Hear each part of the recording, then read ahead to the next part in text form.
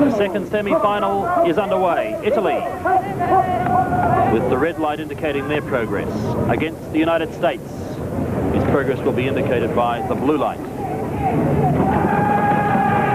first half lap, red light on first, 0.17 of a second to Italy over the United States.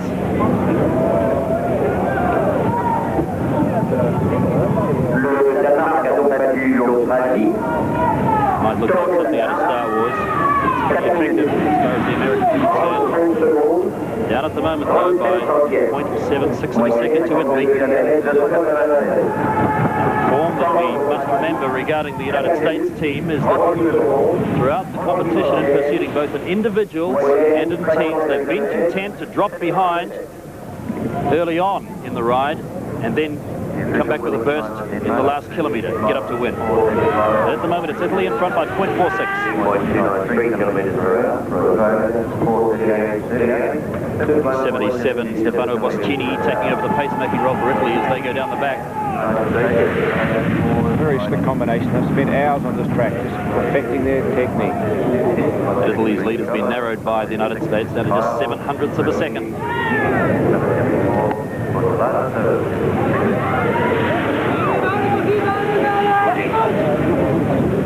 Absolutely nothing between the teams at the moment.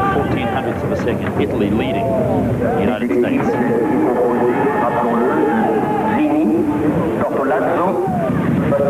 The lights in the center of the track went on at the same time. That indicates why. The United States in front by 0.04 of a second now. Americans in their very strange position seem to be sitting up right into the wind. Now the Americans moving into the lead. 0.3 of a second over Italy. In the second kilometre at 4. The United States increasing the lead. These boys based the United States Olympic Training Center in Colorado Springs.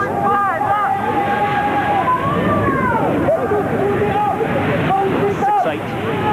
The American lead now.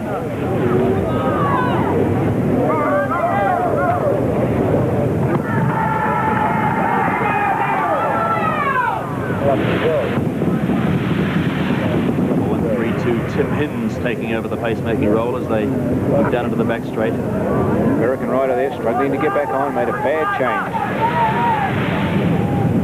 Steady, allez, steady, allez! 1.76. 25. Coach just asking the boys to keep steady, keep cool. Take them back a little in that half-lap split. Still the best part of half a second, the United States over Italy.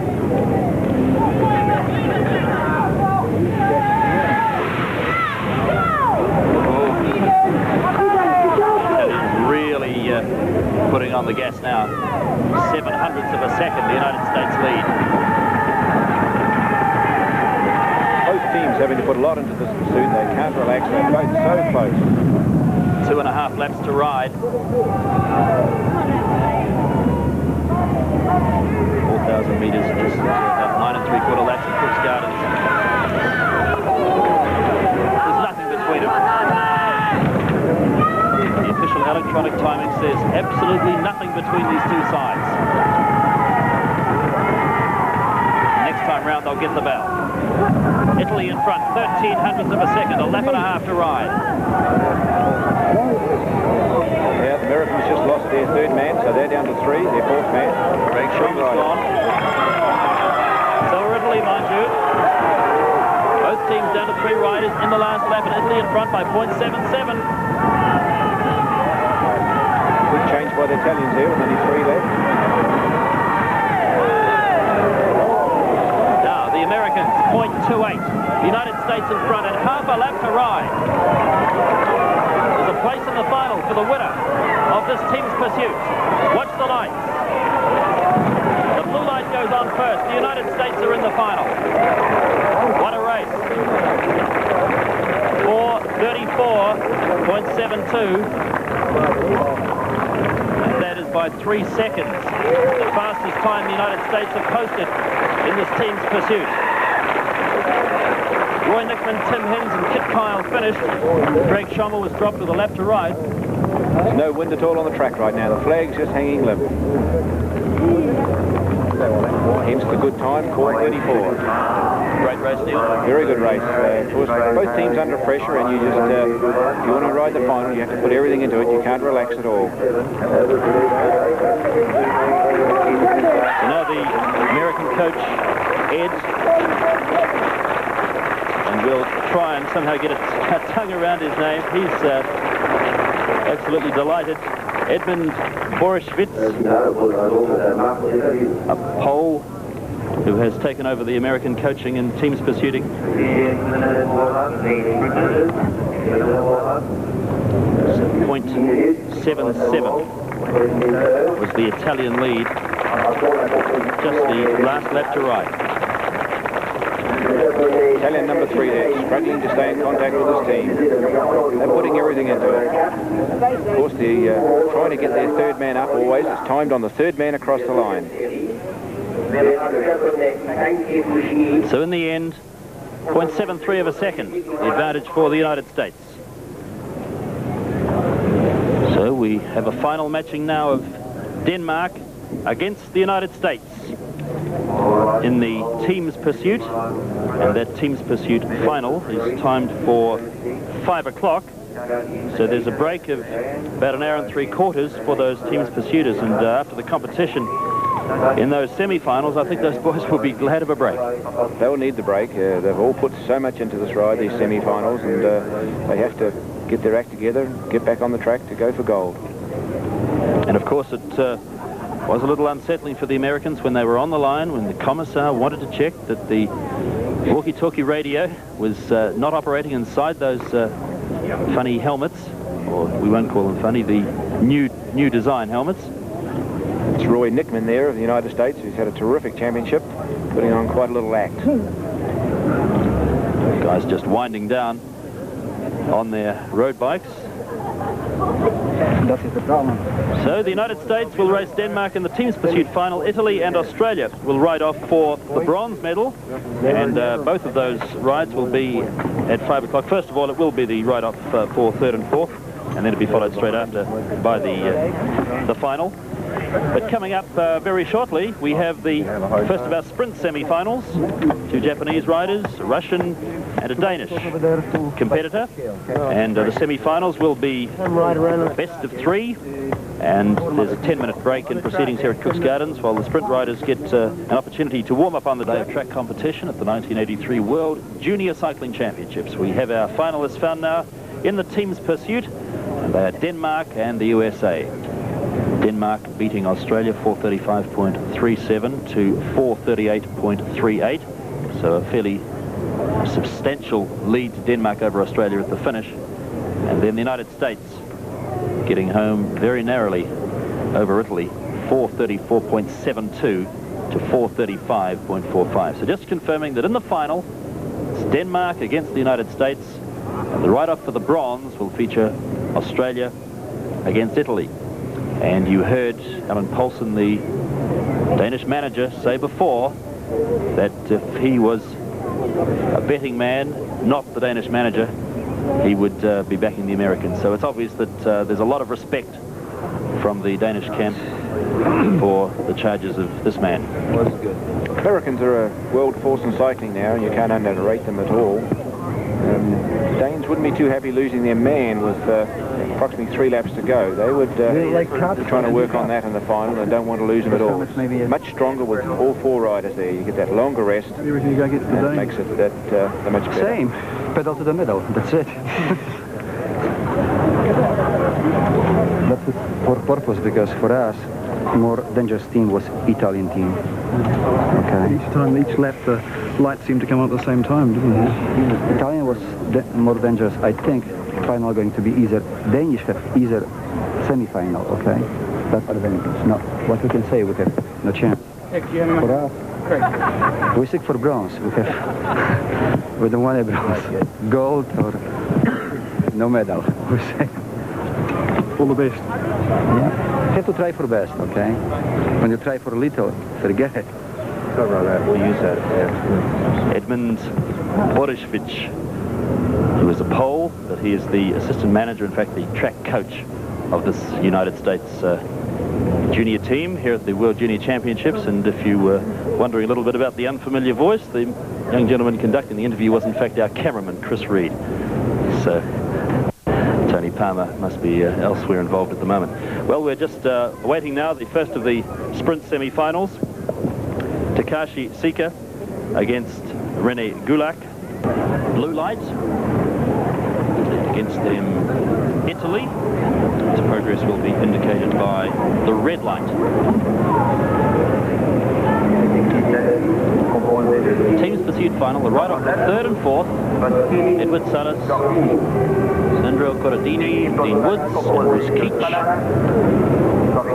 Against, from Italy, Walter Zini, Giano Bortolazzo, Stefano Boschini, and Oriano Gordini.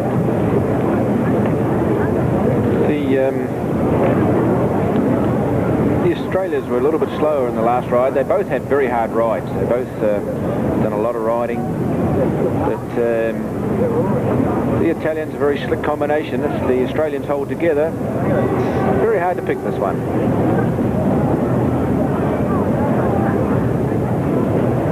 Dean Woods there. Can he add a bronze to his silver and gold already won at these championships? 17-year-old from Wangaratta.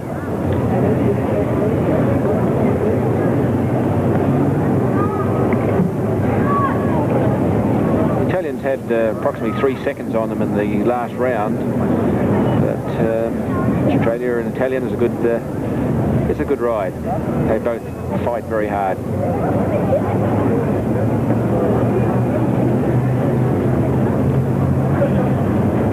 When Australia are in the lead, their split will be indicated on the left-hand side of your screen. When Italy are in the lead, their split will be indicated on the right-hand side of the screen. Italy having their progress indicated by the red light, Australia by the blue lights. Through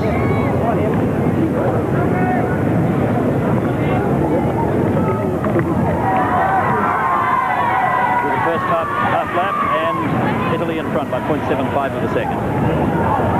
Just under 9 laps to ride now. Dean Woods going up the bank for Australia. Number 2, Corradini taking over the pacemaking roll down the back straight. 1-4 the lead for Italy.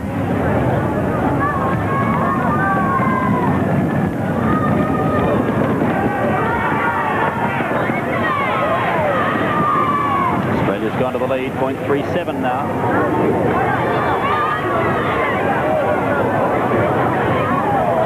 Rider there taking quite a while to get on the back. A little bit untidy.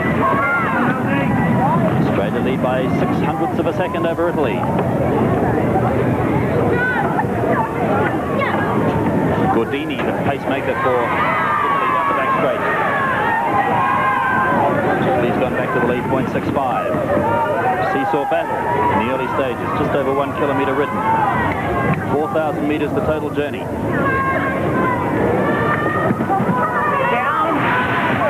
Italy by 0.78. Italy have a much tidier formation here. They've done a lot of work on it, done a lot of homework, much tidier. Italy by 0.4. The 7 is Keach, the pacemaker. Wood settling in behind him. Salas and Corradini. Corradini very slow in getting on the back that time. 0.42, Italy lead.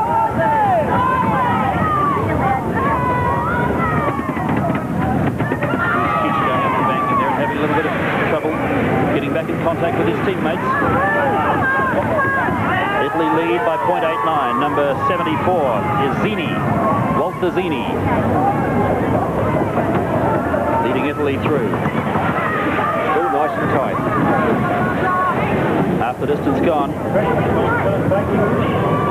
Very quick on the back there, the Italians. No waste of time sitting out wide. Italy by nearly a second.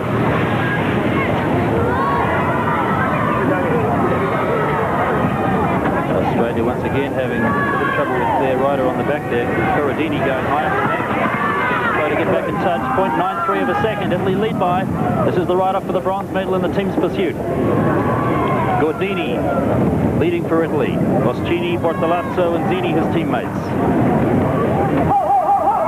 The lead increasing, 1.13 seconds. Italy lead Australia.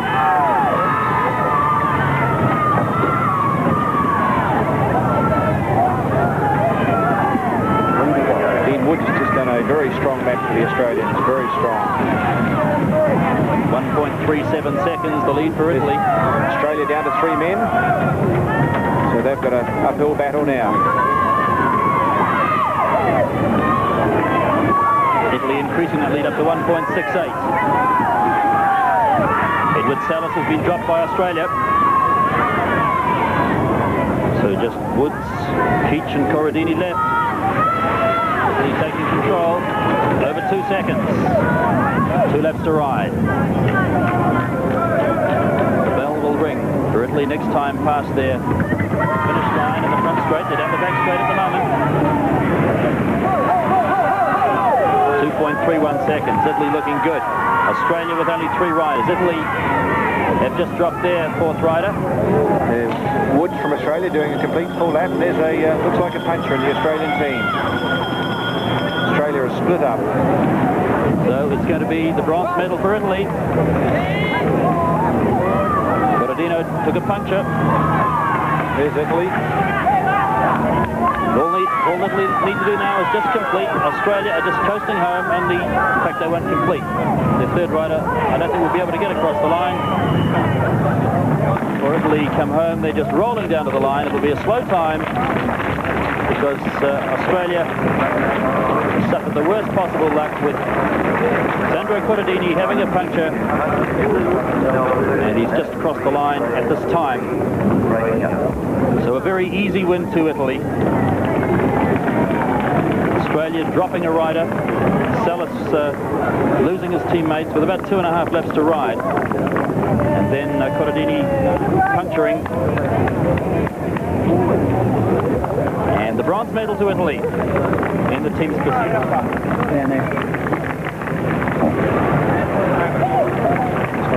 Didn't matter.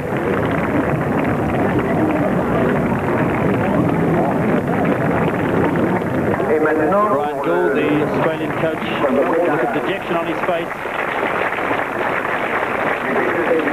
Applause for the Italian team of Zini, Bortolazzo, Moschini and Gordini. Bronze medal winners in the team's pursuit.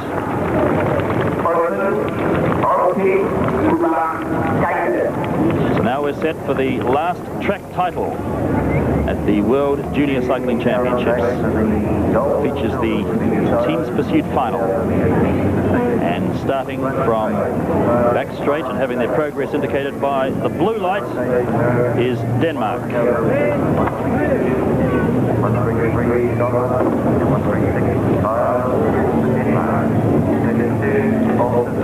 So when Denmark are in the lead, their split will be indicated on the left-hand side of your screen. And starting from the front straight with their finish in the front straight, the United States team, Roy Nickman, Tim Hins, Craig Schormer and Kid Kyle. And their progress indicated by the red light. When they're in the lead, you'll see their lead indicated on the right-hand side of your screen. Some running repairs been done to the American bike. Looks like a new back wheel. Putting the extra pressure in it. It's got a very, very slow puncher.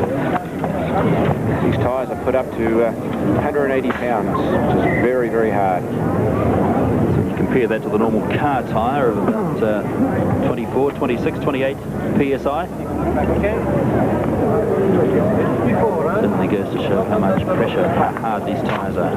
Commissar giving the American team a bit of a hurry up. They shouldn't take their bikes out with soft tyres. It was also checked over the helmets as they walked out. So they're keeping them right up onto it.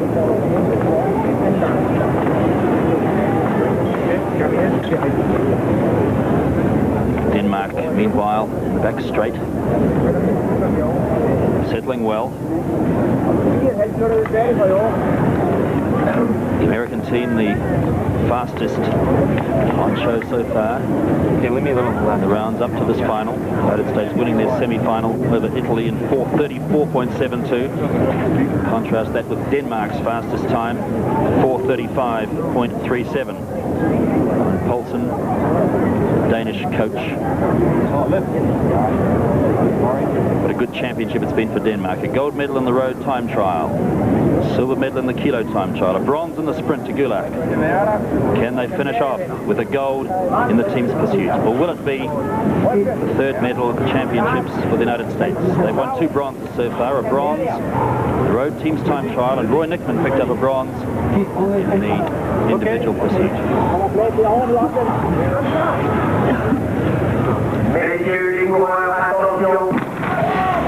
They're racing in the team's pursuit final. The United States having their progress indicated by the red lights.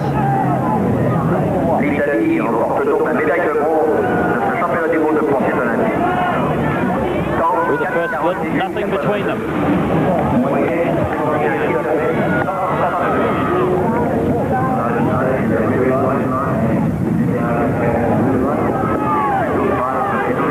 Blue light on first, Denmark in the lead by 0.3 of a second. As we watch number 132, Tim Hins taking over the pacemaking role for the United States as they go down the back straight. Blue light on first, Denmark still maintaining 0.3 of a second. 34 for Denmark, Kenneth Røpke.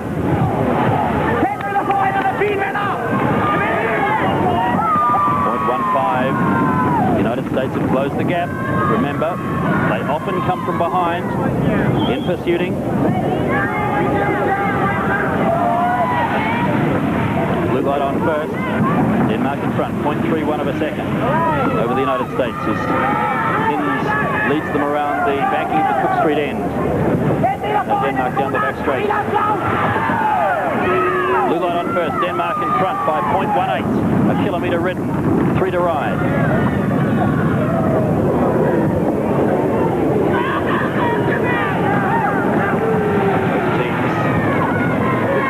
Still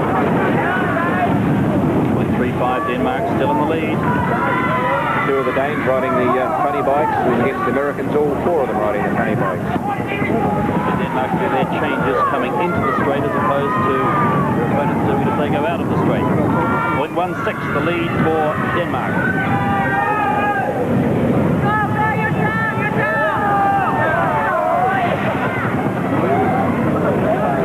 0.25 of a second. Nickman just swung up and go on the back. Denmark in front. There's nothing in it. Red light on first. United States in front by 0.25. Half the distance gone. There's Borowicz on the inside of the track, urging on his charges.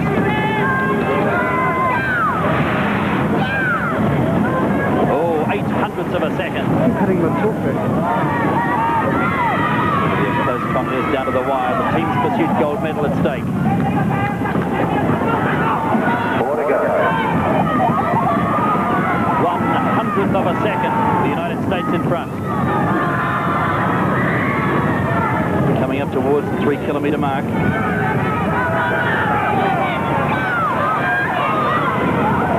Now Denmark goes back into the lead. 0.19.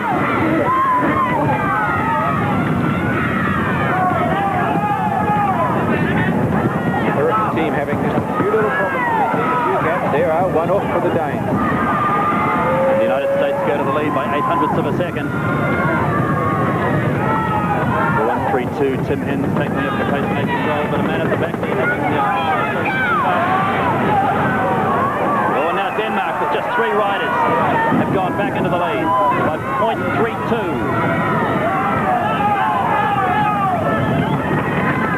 America also having problems. It looks like they may lose their 4th man. He's length off, trying to get back up again. 0.15 of a second. The lead for Denmark and 2 laps to ride. Denmark down to 3 riders. In the lead by 0.75. Mad drop for Denmark, number 36, Klaus Kynde. So it's Olsen, Røpke and Kubach left.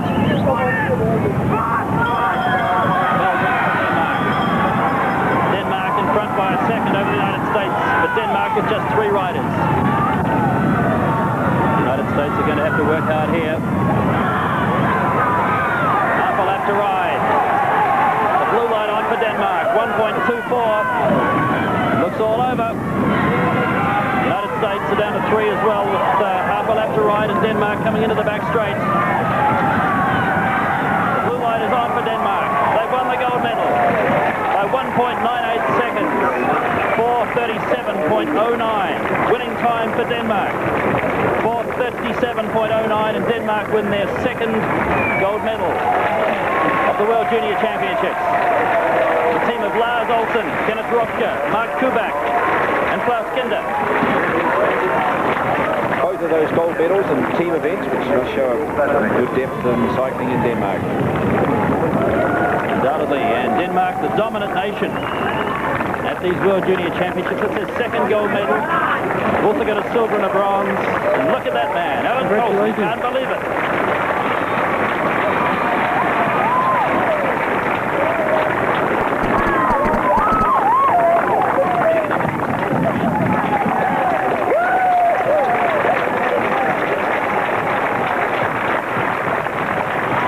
Up one of his riders' helmets. Well, Tony Palmer is rushing to the centre of the track to try and track down Alan Poulsen just to get his reaction to this great week for Danish cycling.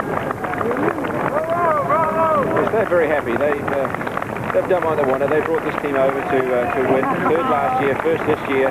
Same in the road 70Ks. They were 3rd last year and then moved up to 1st.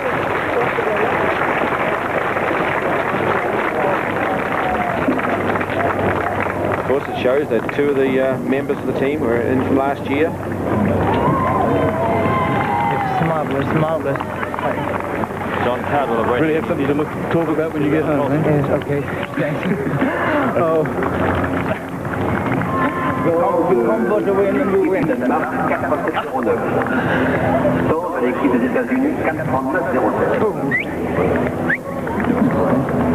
So we'll have Tony over there shortly to talk to Alan Poulsen. Number 36 for Denmark is Klaus Kynde, who in fact was dropped towards the end of the race, but still able to share in the gold medal success. Number 35 is Kubach. Of course, the other 2 members, Lars Olsen and Kenneth Røpke, were bronze medal winners last year. Jeg skal være 4 sådan noget. Godt nok.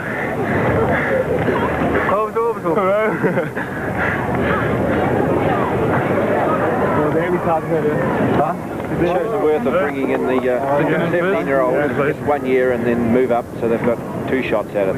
Another gold medal winner from these championships just sneaking into the picture on the right there to offer his congratulations in the form of Alan Miller. None of the Danish riders speak English, we believe, so we unfortunately can't talk with them.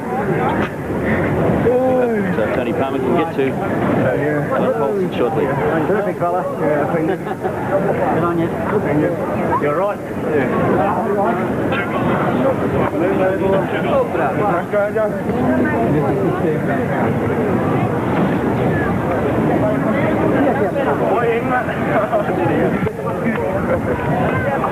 Great joy in the pits area. Danish team of Lars Olsen, Kenneth Røpke, Kubach and Klaus Kynde have won the gold medal in the team's pursuit. Incidentally, for Kenneth Røpke, that's his 2nd medal of these championships. He picked up the silver in the kilo.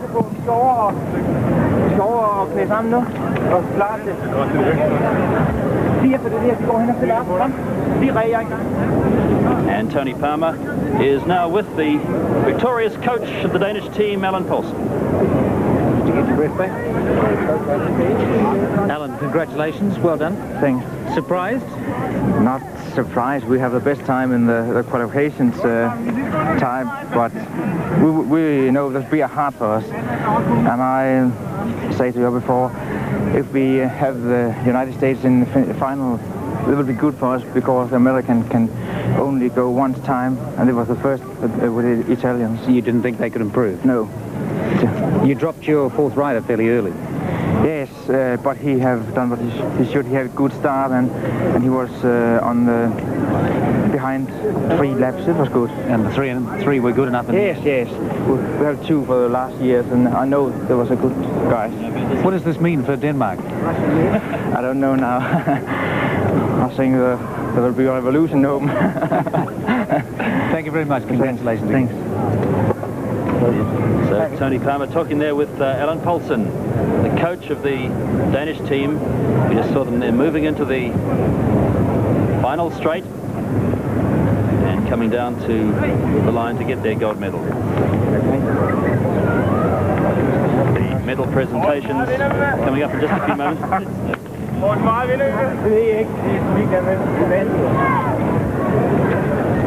There are 2 medal ceremonies to be completed. Both the sprint and the team's pursuit medal ceremonies will be underway shortly, with Fuji of Japan losing out the right off the 3rd and 4th. The organisers now won't have to worry about getting the 2nd Japanese flag for the victory dais. I believe, in fact, that they went scampering up the flagpole on the outside of the track to get the Japanese flag, just in case it wasn't needed, but it's not now.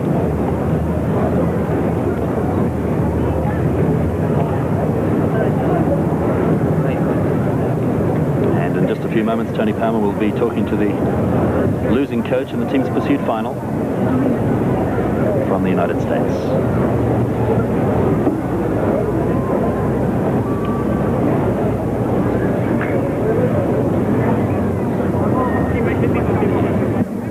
Scene just being set now for the medal ceremony for the sprint. Sika, Korsch and Kubach. Sika of Japan, Korsch of the Soviet Union, and Kubach of Denmark. Medal ceremony for the first against the Union World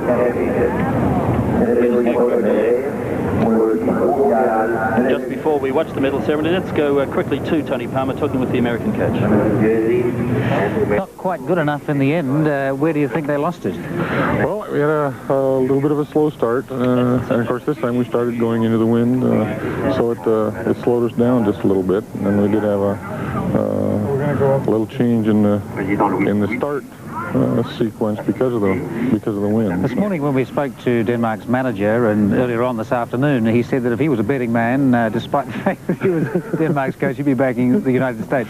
But in the end, they weren't really able to improve their time sufficiently, were they? No, it was just I guess it's that part of sport, you know. We just weren't the ones that turned the time. Do you think there was any particular place in the race where it went downhill for you? No, like I say, I think the start was the big thing. You know, like I say, a little bit of a slow start going into the wind, and that dropped us about a half a second right there. And that was enough. So back to the training camp and start again. Here we go again. Now, first place, gold medal, Eugene Zeitler, coach of the American team, and now the medal ceremony for the sprints. Takashi Seika of Japan getting his gold medal. Silver medal to Nikolai Hockey from USA.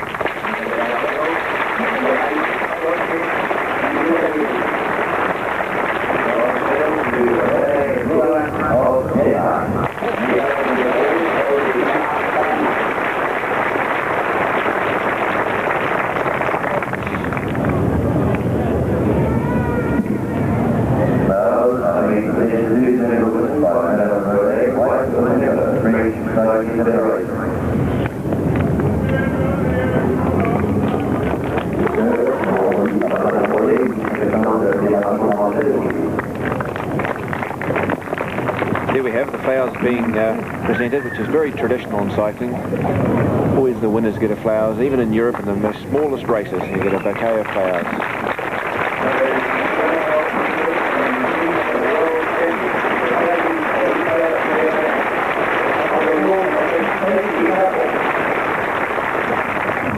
Now, the of Japan, the non-national.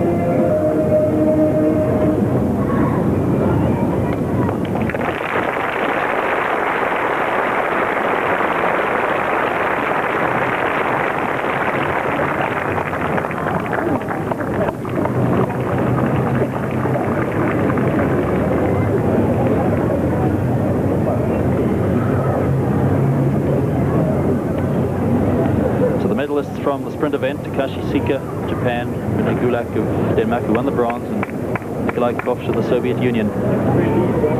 Coming down across the carpet now and up on their road bikes to do the lap of honour. And Takashi Sika, he's a delighted winner. He's already thrown his racing helmet to be souvenired, and now he throws away his flowers as well to be souvenired. Nice gesture. I'm sure he's really appreciated his week in New Zealand. Popular winner.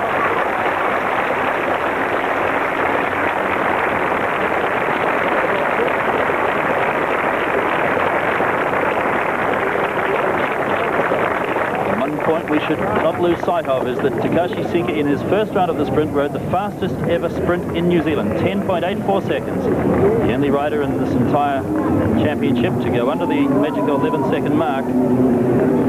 But he's really capturing the hearts of the Wanganui crowd tonight.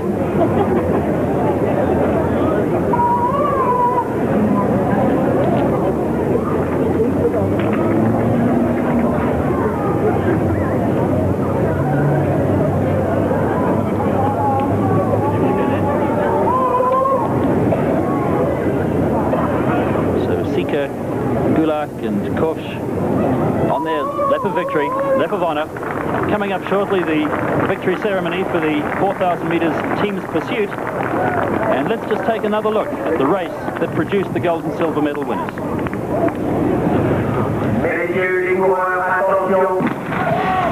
They're racing in the team's pursuit final. The United States having their progress indicated by the red lights. L'Italie remporte donc la médaille de bronze de ce championnat du monde de plancher de l'année. Through the first split, nothing between them.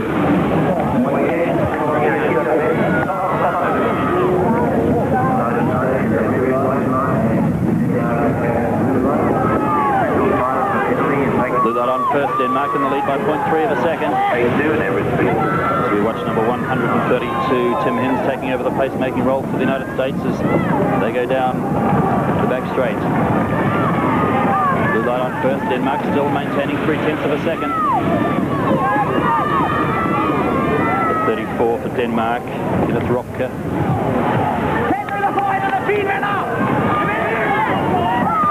0.15.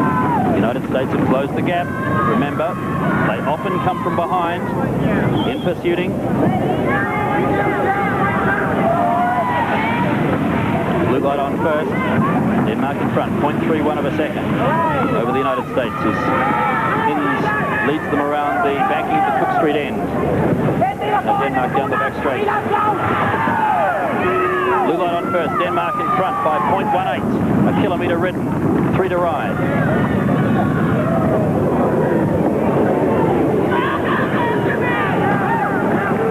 Both teams with 4 riders still. 0.35, Denmark still in the lead. 2 of the Danes riding the funny bikes, and against the Americans, all 4 of them riding the funny bikes. For Denmark do their changes coming into the straight as opposed to their opponents doing as they go out of the straight. 0.16, the lead for Denmark.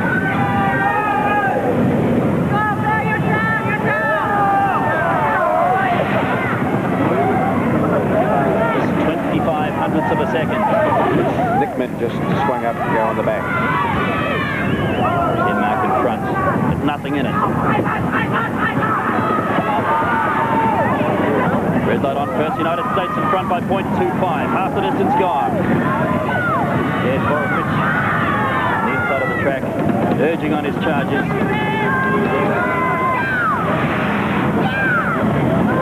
Oh, 0.08 of a second. I'm cutting my toothpick. Close contest down to the wire. The team's pursuit gold medal at stake. 4 to go. 1/100th of a second. The United States in front. Coming up towards the 3 kilometre mark.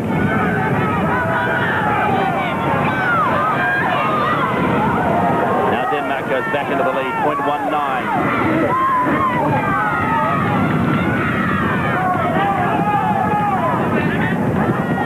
Team having just a few little problems. There are 1 off for the Danes. The United States go to the lead by 0.08 hundredths of a second.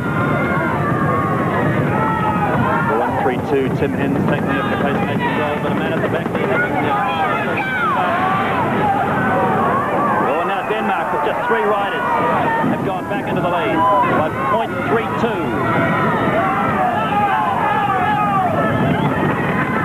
America also having problems. It looks like they may lose their 4th man. He's length off, trying to get back up again. 15 hundredths of a second. The lead for Denmark and 2 laps to ride. Denmark down to 3 riders. In the lead by 0.75. Man drops for Denmark, number 36, Klaus Kynde. So it's Olsen, Røpke and Kubach left.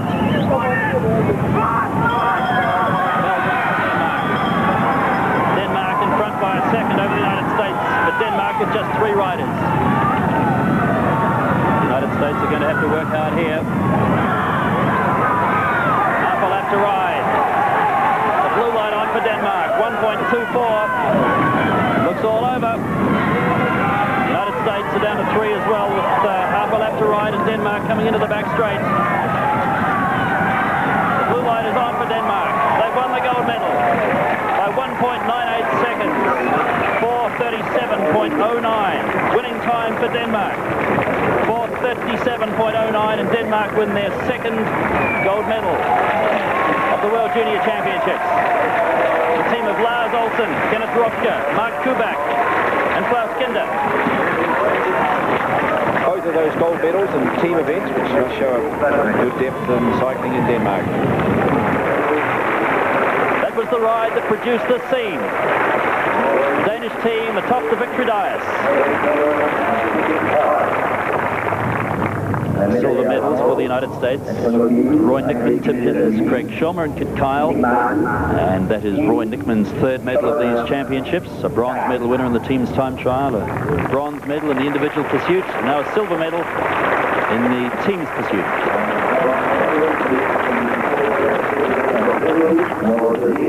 And the Danish team on top of the dais with their World Championship jerseys now on. As well as getting a medal, you also get a World Championship jersey.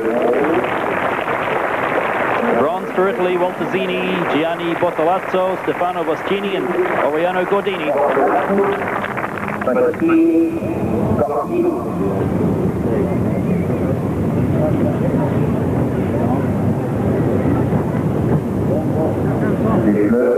So, just about at the end of the formalities for the track part of the World Junior Cycling Championships here in the river city of Wanganui. Still to come, the 120-kilometre road race on Saturday morning around the streets of Wanganui. For those of you who know the city, the St. John's Hill up past Victoria Lake is part of the course. It will be a demanding ride for those young men who'll take part. They have 9 laps for 120 kilometres.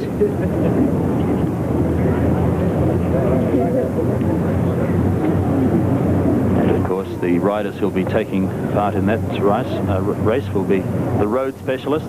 Very few of these people who have been competing in the track competitions will be lining up in the road race. 1 or 2 other countries will become involved, namely Canada, Hong Kong, Saudi Arabia, Finland.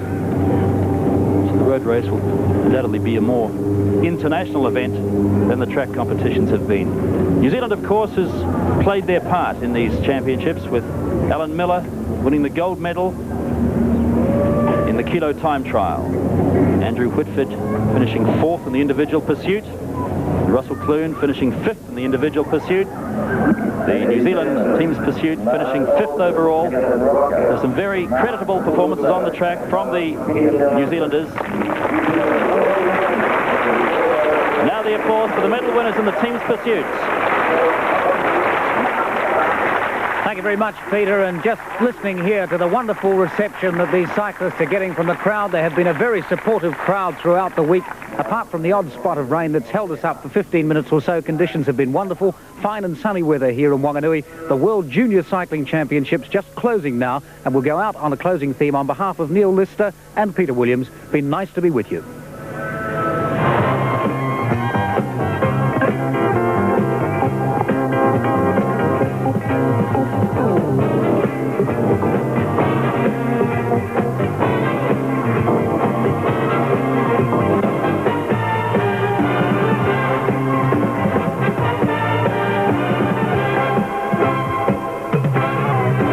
spectators are Peter Williams and Neil Lister. 2.5 laps, and very much a standard racing machine here. Yes, back to what everyone's normally doing. Even looks like he's got a steel handlebar stem on. Most of them are going to alloy. Christian Hubert away. 2.5 laps of the Cooks Garden circuit in front of him. He's rocking. Only 17 this year and able to ride next year. They have got a ranking, and it could be that the top 4 are out of the juniors by then, and the person who gets 5th could be number 1 seed for next year, which is a good place to be in.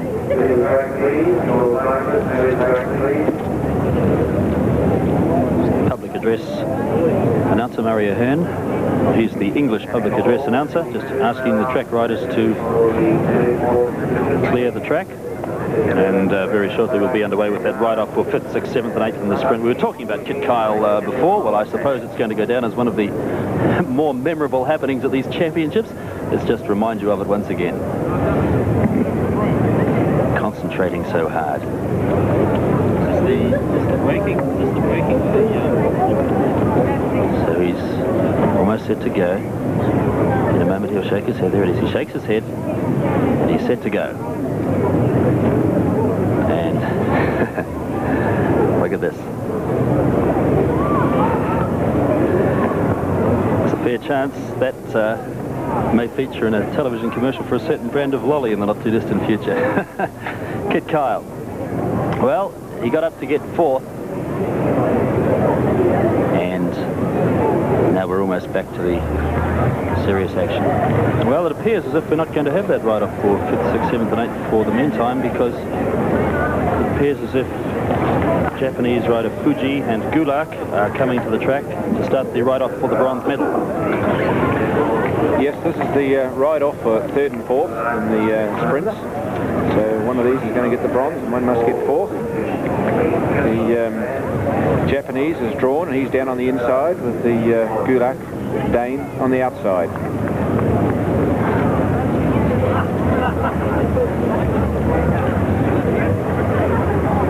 So on the inside of the track, 17-year-old schoolboy from Hiroshima, Japan, Hisayuki Fuji. He's number 37.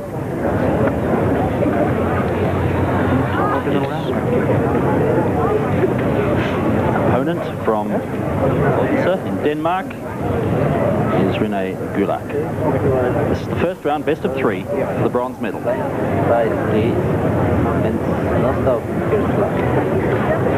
think you'll find the reason for the early ride is the bit of rain threatening again, so they want to get these middle place getters all sorted out. Yes, the ride-off for 5th, 6th, 7th and 8th, I suppose, is what you could call a droppable event if rain did interfere. Yes, it's irrelevant really. It's only for next year basically, and it's more important we get the middle sorted out and find their winners. So Fuji of Japan leading Kubach of Denmark.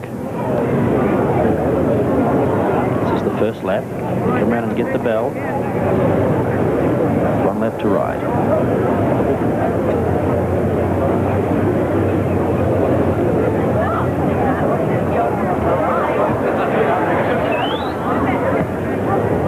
Fuji was beaten by the Soviet rider Nikolai Kovsh in the semi-final, 2-0 in the best of 3 series. Rene Kubach beaten by Fuji's countryman Takahashi Sika, also 2-0. So into the banking at the Cook Street end of Cook's Gardens for the first time. Shortly into the front straight, and the bell.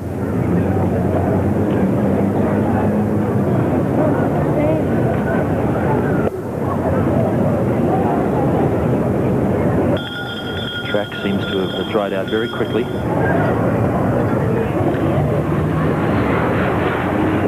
There's 1 lap to ride.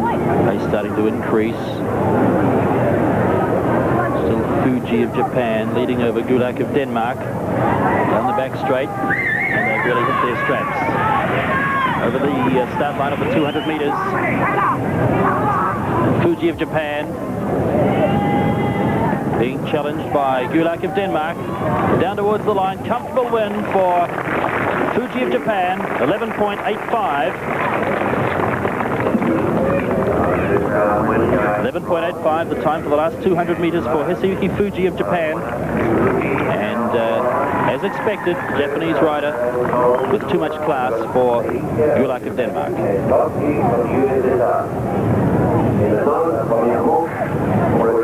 There you see the Japanese holding him up high on the track, not going into the pole line, keeping the Dane wide, and just too much pure speed. The Dane sitting up there and waiting for the next round. So a bike length and a half at the end, and Hisayuki Fuji is one up over Kubach of Denmark in the ride-off for the bronze medal. Now on the start line, first round of the final. The World Junior Sprint Championship featuring the defending champion from Moscow, Nikolai Koch. Getting his shoes. Interesting point there. The Russian has 2 toe straps on. Most people only ride with one. Of course, he's so powerful when he pulls up, he doesn't want to pull a foot out. 2 straps on each foot. The thing to remember here is that so far, the Japanese rider has been clearly the faster of these 2. So it becomes a question of speed against tactics. Both riders there before just eyeing each other up on the line, looking so serious.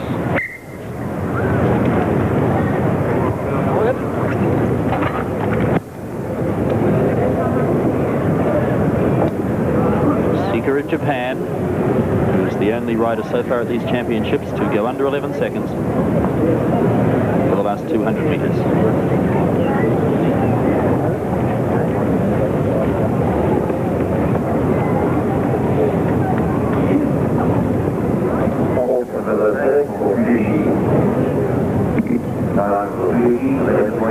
The Russian trying to bring the Japanese down. Can't use the banking to come and take a flyer at him. Japanese not wanting to though, staying up high.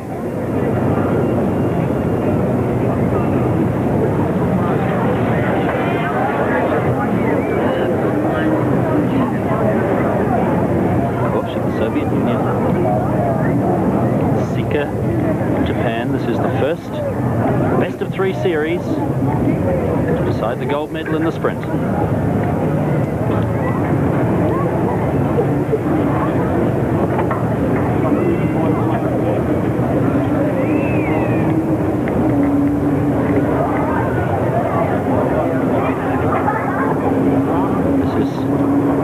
Sika, Japan. Fuji's in the ride-off for 3rd and 4th.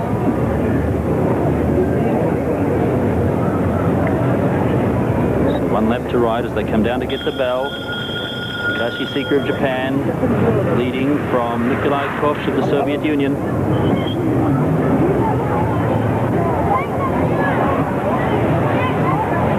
Down past the Snellfoot went in for the last time. Japan has 2 bike lengths over Nikolai Koch as they go inside the last 200 meters, and the speed really on. Has the Soviet rider got the strength to come around on the outside, or is it going to be the little Japanese rider who holds him out? The explosive riding of Takashi Sika of Japan gives him the first of the best of 3 final by about half a bike length, 11.29. So a good contest. But Takashi Sika of Japan has won the all-important first ride in the best of 3 ride final. That's a hard ride for the Russian now. He's got to win the next 2. Very clean sprint though. No rough tactics. Very clean, very fair. Yeah, the Russian really needed to close the gap now, but he's coming around wide, but not closing up. The Japanese holding him there. He still hasn't got onto the hip yet. Not able to close up. Japanese pushing him wide, holding him wide. All very fair.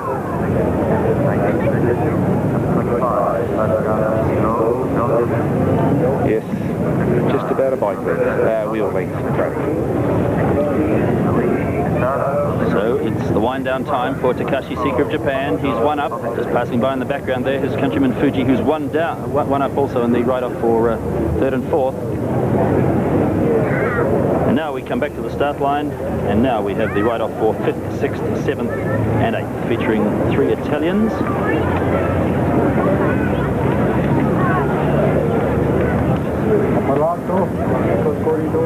Okay. So on the outside, number 25, Pascal Ilo of Belgium. And then the 3 Italians, Roberto Nicotti, Luigi Tessaro, and Massimo Esposito.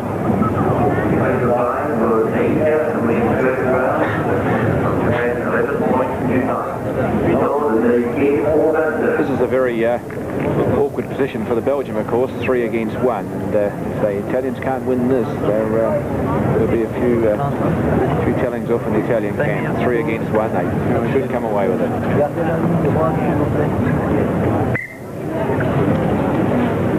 Leading out, number 61, Esposito. He was on the inside, in fact, going to the lead at the stage is Nicotti of Italy.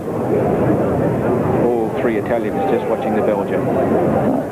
You'll find that the Italians will one will take a flyer and the other 2 will hold the Belgium up.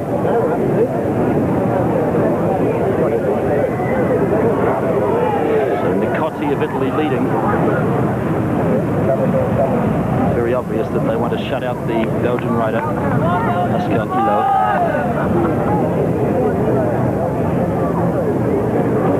Luigi Tessaro in second. He's the rider with those very large thighs. So 1 lap to ride. Here we go. So Tessaro, and now Nicotti takes over. And Ilo of Belgium trying to go high and come round on the outside, but Nicotti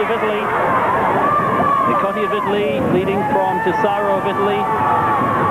And through on the inside comes Esposito, moving into second. Down to the line, and number 59 from Italy is Roberto Nicotti. He's 5th. I think you'll find Luigi Tessaro finished 2nd, Massimo Esposito 3rd, and Pascal Ilo of Belgium shut out into 4th place. So 5th place in the sprint goes to Roberto Nicotti of Italy. Here we are. You see the Belgium being squashed out by the 3 Italians. They're all running them wide, looking after themselves, and Belgium just nowhere to go. You'd have to come around 4 wide in virtually impossible order to get. There we go. The 3 Italians, 5th, 6th, and 7th. Belgium, 8th. So perhaps the Italian team had decided amongst themselves who would get the 5th placing, because Nicotti is the Italian junior sprint champion. So perhaps they decided that if one was going to win it, it would be the champion to maintain his standing amongst the Italian sprinters. They would have had something worked out, but the main thing would have been to hold out the Belgium. They wouldn't want to 3 against 1. They wouldn't like to see a Belgium win that. It would be quite a disgrace.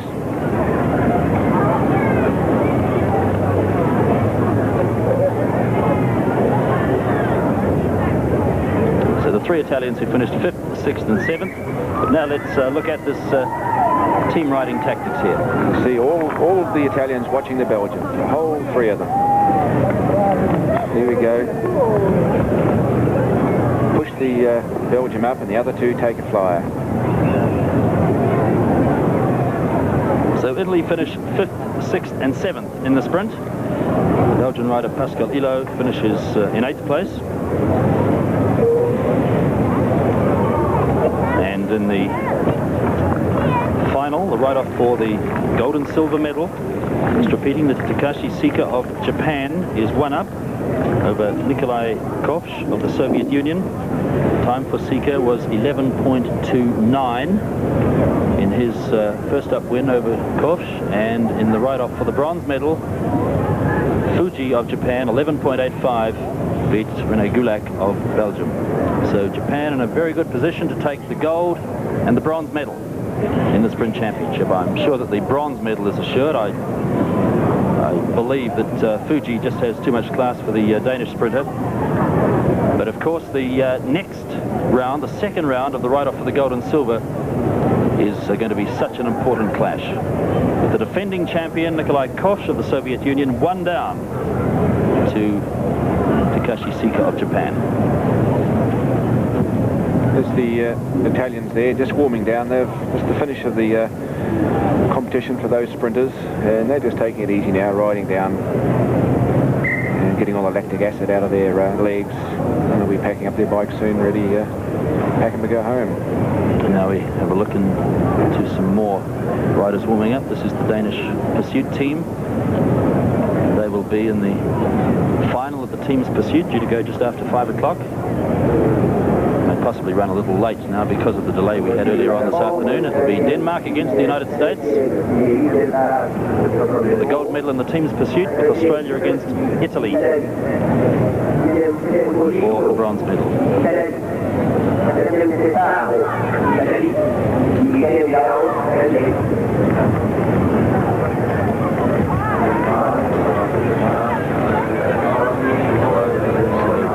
Kubach of Denmark moving towards the start line.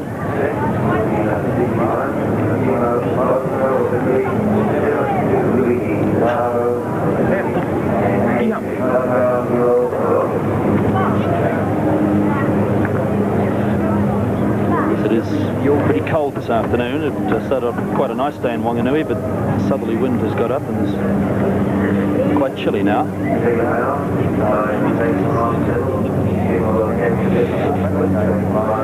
So number 37, René Kubach of Denmark. As you can see there, they're just cleaning out the shoe plates that they clip into the pedals. You could have walked across the grass and be filled up, go to start full of foot, and no re-ride.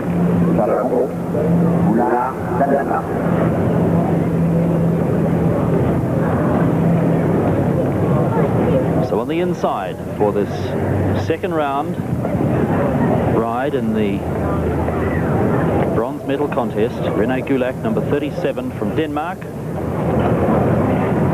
And he's against number 87 from Japan, Hisayuki Fuji, who is one up.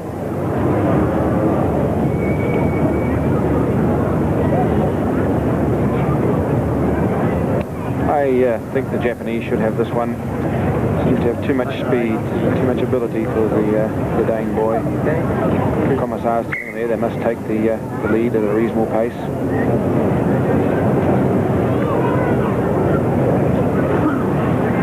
Of course, being one up, the Japanese has a good position. He can afford to make the odd little mistake. Dane must win this one. So we could have a bronze medal winner after this ride. Fuji of Japan at the back, behind Kubach of Denmark. Fuji of Japan is one up.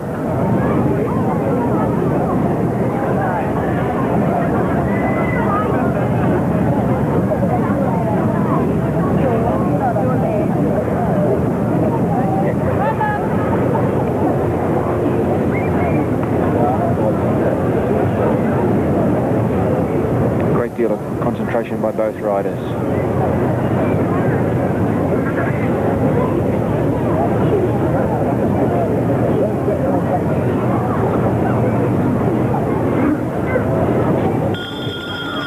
Kubach of Denmark with about 3 bike lengths over Fuji of Japan at the moment as they get the bell. Danish rider Kubach not allowing Fuji through. Rider holding him very well. Down the back straight, and Fuji goes on the outside. Into the banking for the last time. They're inside the last 200 meters. Hisayuki Fuji of Japan really working on those handlebars. Around the outside and down to the line. And we've got an upset because it's been leveled at 1-all. René Kubach of Denmark, 12.1.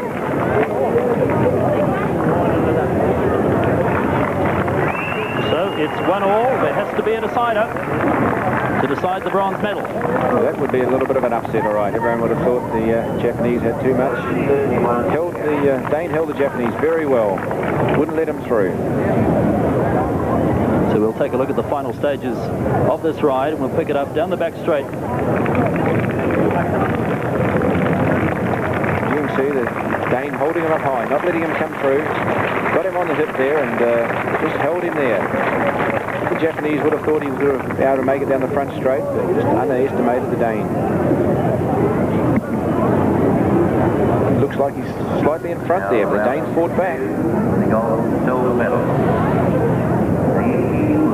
So coming around into the home straight. From the outside. Kubach keeping Fuji pretty wide, making him work all the way. And as they come down to the line, there wasn't much in it, but about half a wheel. Half a wheel, and Rene Kubach has levels.